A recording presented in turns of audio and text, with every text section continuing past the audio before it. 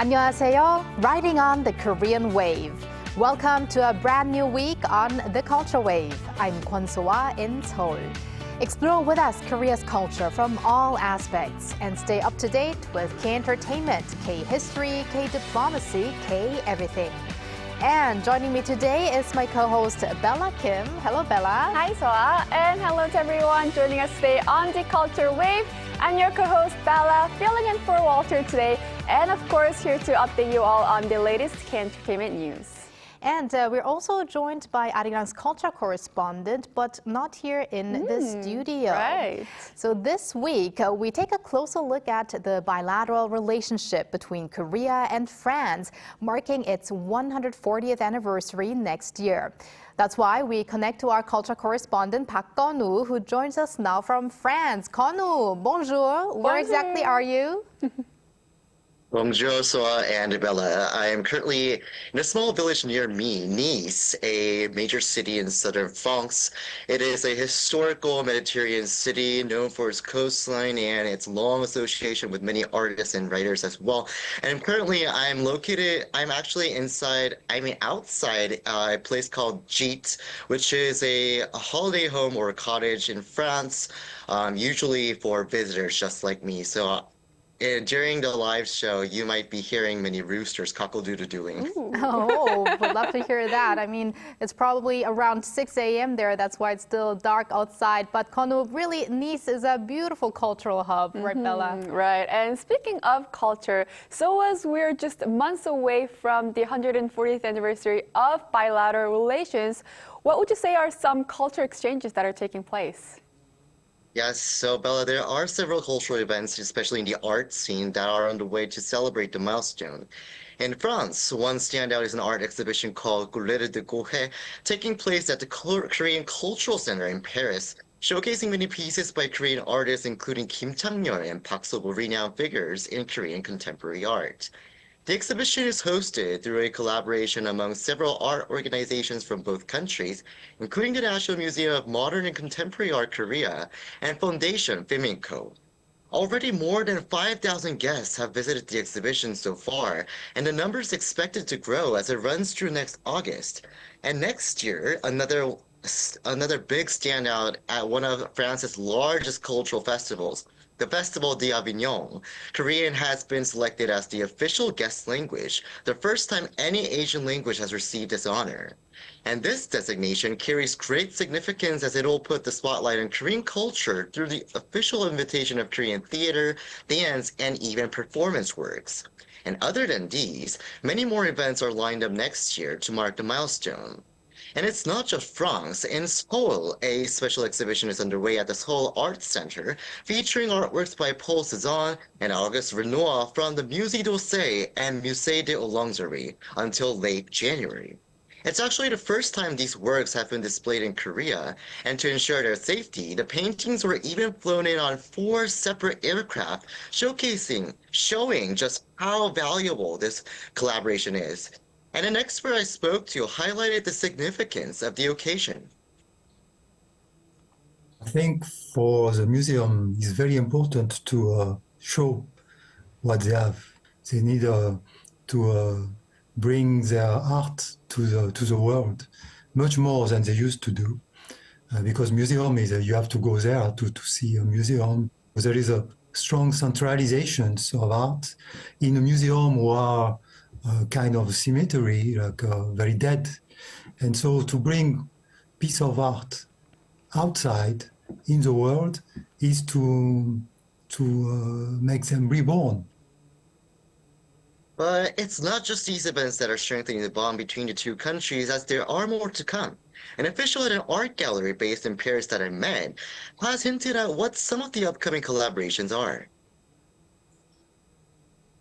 We are currently, working and organizing ourselves on how to potentially be an actor of this, particular celebration next year. Looking to collaborate with local, curators, galleries, finding ways of showing artists with Korean artists, creating bridges between cultures, between continents, bringing together different actors together through art. And Konu, it's not just the arts field in which we're expecting collaborations. Where else? Right. So while Korea has currently been dominating with Korean movies and dramas, one French film director says there's more to come between the two countries to work together. The French embassy recently, I think they organized some meeting between young Korean filmmakers and French producers. So the way is a co-productions between France and Korea. The French industry of film is very famous for very international co-productions, but very few things are made with Korea. He added he's also currently working with Korean cinema and expects even more projects down the road, especially as both sides are keen on preserving the traditional film industry. And meanwhile, the World AI Film Festival Seoul 2026, which originally began in Nice, will take place in Seoul next March. Awards will be given in categories, including Best AI Short Film. Right, and I heard it's not just major cities like Seoul and Paris that are seeing these culture exchanges. Right. So what actually surprised me the most is the growing interest in Korean culture across smaller cities in France.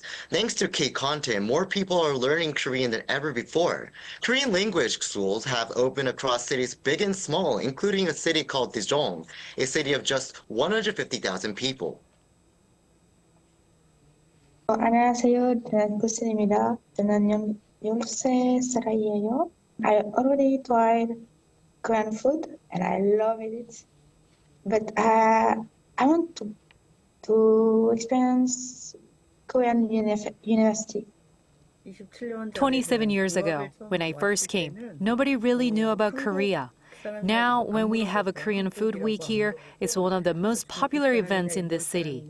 These days, thanks to K-pop and K-dramas, their pronunciation is good. Now, around 40 schools are learning Korean as either their second or third language. And last year, my fellow teachers and I wrote the first public Korean textbook for high school use. She added that there will be many cultural events taking place in Dijon each month next year, including the ones related to Korean food and even Korea's Confucian culture. And overall, Korea and France plan to carry their partnership into next year, with President Macron expected to visit Korea by expanding cooperation beyond culture to include science and technology, the economy, and even education, building on the momentum created this year. All right, Konu, thank you for that extensive coverage all the way from France. Au revoir. Merci, Konu. Merci.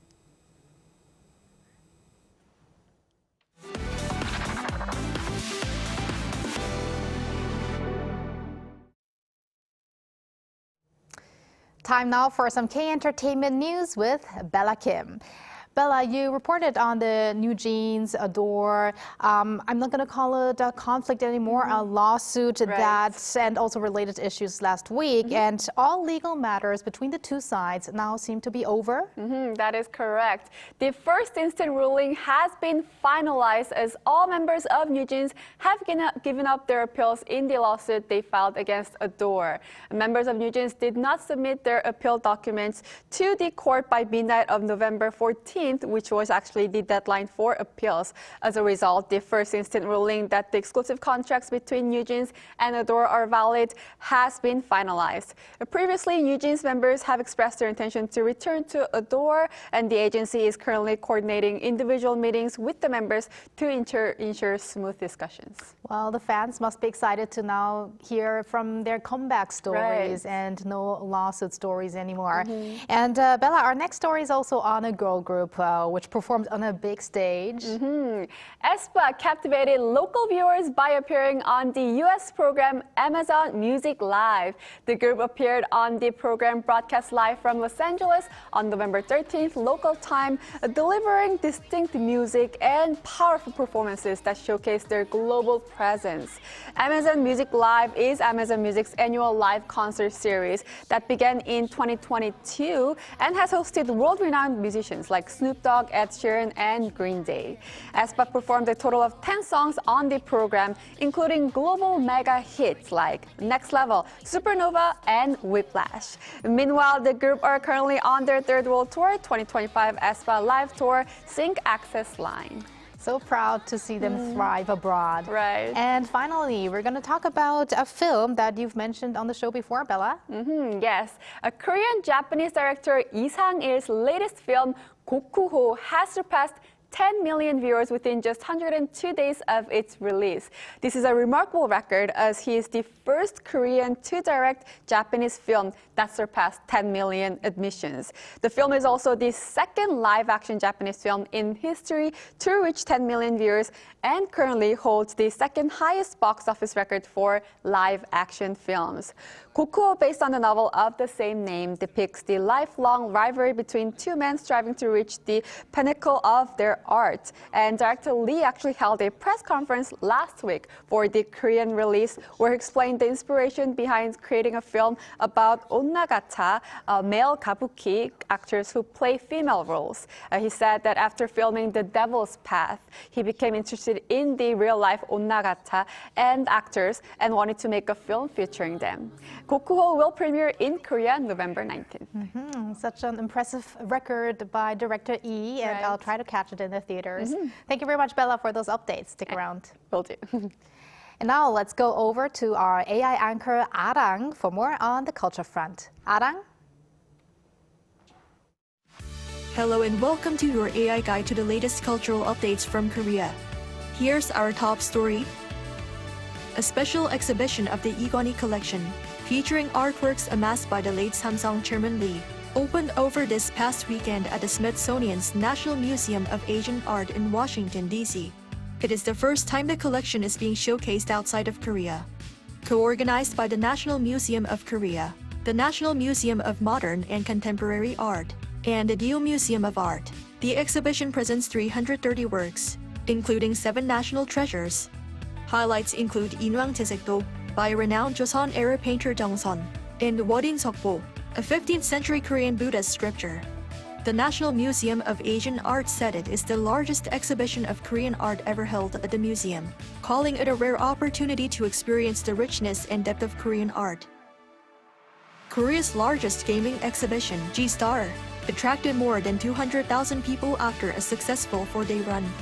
This year's edition featured around 3,270 booths across both business-to-consumer and business-to-business sections, with the B2B hall drawing nearly 2,200 buyers.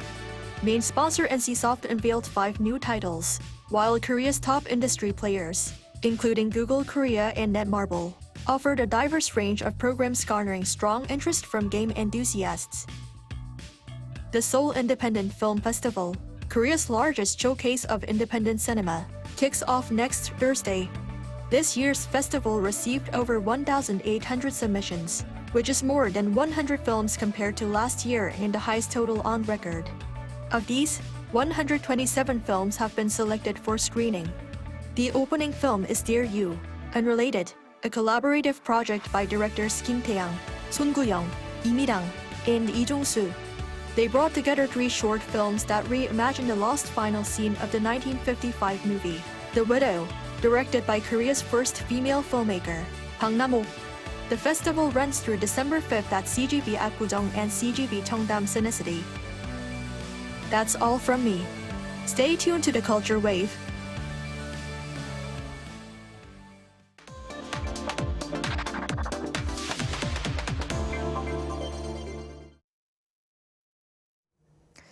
Korea is a country that made me grow. Those are the proud words of a foreign guest docent or guide at the National Museum of Korean Contemporary History, who was known for knowing Korean history better than Koreans. But recently, he has been naturalized as a Korean himself. It's Erkhembayar Tserendorj, or Park Young-kwang, that's also his Korean name. So welcome to the program. Hello. Hello, good afternoon. It's an honor to be here. Good afternoon. So first and foremost, we're very happy to have you on this show. And I heard that you are also a devoted viewer of the Culture Wave. Why don't you introduce yourself to our viewers once more? Yes, good afternoon. That's right. I'm really a big fan of K-Culture Wave and really wondered when I could be in this program, but finally today is the day and I'm really happy to be in here. My name is Erkhembayar Tserendorj and my Korean name is Park Young-kwang. I came to Korea 15 years ago and I became a Korean citizen 3 years ago. And it's really to be honored here. It's really be honored to, and thank you for inviting me.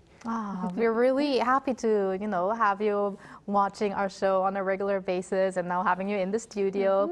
So, how do you feel when you hear people say that you know Korean history even better than Koreans, although now you are a Korean as well? I'm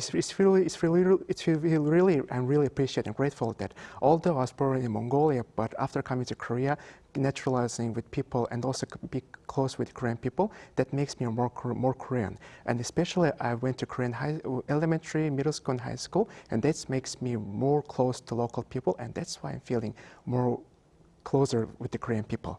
Oh, definitely, yes. From elementary to high school, of course. And as a docent or guide of National Museum of Korean Contemporary History, what do you usually explain, or where are the visitors usually mainly come from? Yes, our museum covers from the contemporary and modern history from 19th century, which the Korea was open port to the world, and until today's moment. So, and mostly I'm doing guide from the Mongolian speakers. Why? Because the Mongolian people wants to know how Korea was able to develop in a short period of time, which means the rapid economic development. And not only doing to Mongolian guests, but also I'm doing English-speaking countries and also for Russian-speaking countries. And especially this year, as we know, the Korea's liberation of 80 years of liberation, and that's why so many people are visiting our museum and explore and trying to explain in Mongolian, in Korean, in Russian. Wow, Mongolian, Korean, and Russian, and English, I believe, right? Of course, yes. In English. Yes. And as I briefly mentioned before too, I'm sure you know more about Korean history than I do. So I do want to hear about a little explanation about this National Museum of Korean Contemporary History, because of course you're the guide there right now. So please introduce for us. Yes, our museum was opened in 1220, and as you just mentioned, that covers the contemporary and modern history. You might hear that what has happened during the 18th century Tonghak Peace movement and March 1st movement, and also the rapid Korean development. So the things which we learned from the book or in the video, we can explore and deeply in our museum.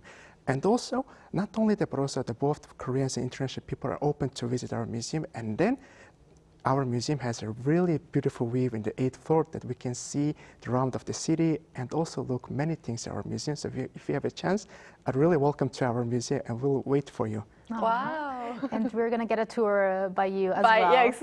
I'll do the tour, yes. So from what kind of countries do visitors come usually then? Usually mostly they come from Mongolia, and mostly recently coming a lot of English-speaking countries, as I mentioned before, and also from Russian-speaking, and also from Europe, from North America, South America, all over from the world. Okay, Young-kwang, now please tell us how you became a museum guide. How did it all start for you? It's a really interesting story that 7 years ago, I was a student of Korea University. Actually, my major is political science and international relations. And my friend saw a poster that they're recruiting the foreign guests docent, and my friend immediately shared to me. I was given my application and prepared the selection process and passed in. I'm doing this docent things since 2019, January 1st until today. Okay, so could you tell us a little bit more about what it takes to become a docent at a history museum? So how do you prepare for that, and also how long does it take? Yes, so looking back to the time, it was not actually easy, because I came to Korea while I was 12 years old, and I learned Korean for 1 year. But the Korean which I learned for 1 year is not the academic; it's just for using the daily life Korean. But after entering to the Korean elementary school, it was really not easy. It was challenging, and I feel that should I give up or should I abandon? But I decided no, I should do this because I'm the person who have the big dream to realize in Korea, and I have the Mongolian background, and also in Korea, I can do multiple things. That's why I started going forward, and also studying without any abandon. So while I was in high school, I taken the Korean history proficiency test. I received level 3, but that was not finished. I decided to move forward, and in 2019, after 2 times attempt, I received the level 1st the Korean history provision status, we know 한국사 검증력 시험. And not just only the exam, but also I like to see the museum, also read some historical material books. So that's why it became, prepare all the way to become a docent in the museum. Wow. That's amazing. Yes, a lot of efforts definitely put into it. And I know you've been in Korea for, a while, but I'm sure as a foreigner, there has to be some kind of difficulties or challenges that you've faced while studying Korean history. So were there any challenges? Yes, actually the biggest challenge all the history materials, the academic vocabulary. So at that time, it was difficult for me to learn all the things, but thanks to my friends, thanks to my teachers, thanks to my all Korean neighbors, I was able to know from A to Z, and really want to thank all my friends to become, as today's me, as a foreign docent. So, Yonggang, since you've been here in Korea for some time now, what about Korea's culture or Korea's tradition do you love the most? The most thing I really love about Korea is how the Korean people's love and Chong. I came to Korea when I was 12 years old, and it was not easy to adapt to Korean society. But there was a moment that I really wanted to give up or stop all the things. But thanks to my support from my family and also my Korean relatives, friends, and teachers, they showed how Korean people are warm and showing the Chong, and that's the trees, Erkhembayar and Yonggang, is thanks to all the Korean people, and really happy and honored to be here. Right, Chong is something very unique to Definitely. Korea. And do you have a particular era in Korean history or a historical figure that you really enjoy sharing your knowledge about to other foreigners? Yes, the most I want to emphasize in the thing when I'm doing the foreign as a docent is the education. As we know that after Korean War, the country faced extreme poverty and the society was really difficult. But at that time, the Korean people pursued to receive an education. Why? Education is the best and the greatest national asset, and also education is a powerful tool to change one person's life. So looking at the modern and contemporary history of Korea, education makes the Korea more strong, powerful, and a top 10 country in the world. Wow. I have to agree to that. And I'm sure there are so many beautiful Korean sites in Korea. So as a docent or guide of Korean history, could you recommend 3 Korean sites for foreigners who are interested in Korean history to visit? Yes, I would tell you that if one person really interested in Korean history, I would use the time machine. First of all, you should come to our National Museum of Korean Contemporary History, which you can see the modern Korean contemporary history, and also look the K-culture history. And then after visiting our museum, I recommend to go nearby our museum. There's a Gyeongbok Palace, which you can explore the Joseon Dynasty period. And finally, the National Museum of Korea, which is located in Yongsan. So our museum, Gyeongbok Palace, and National Museum of Korea, you can explore and learn deeply about the Korean culture, history, and Korean codes. Wow. Great recommendation. And I noticed that earlier you mentioned that you worked really hard because you have a dream to realize in Korea. So may we ask you what that dream is? Now I'm still in my 20s. I have really big dreams that I want to become a greatest role in the international role. Since I have 2 cultures, the Korean background and Mongolian culture, I want to become a huge, tremendous bridge between Korea and Mongolia, and also connecting Korea to the world.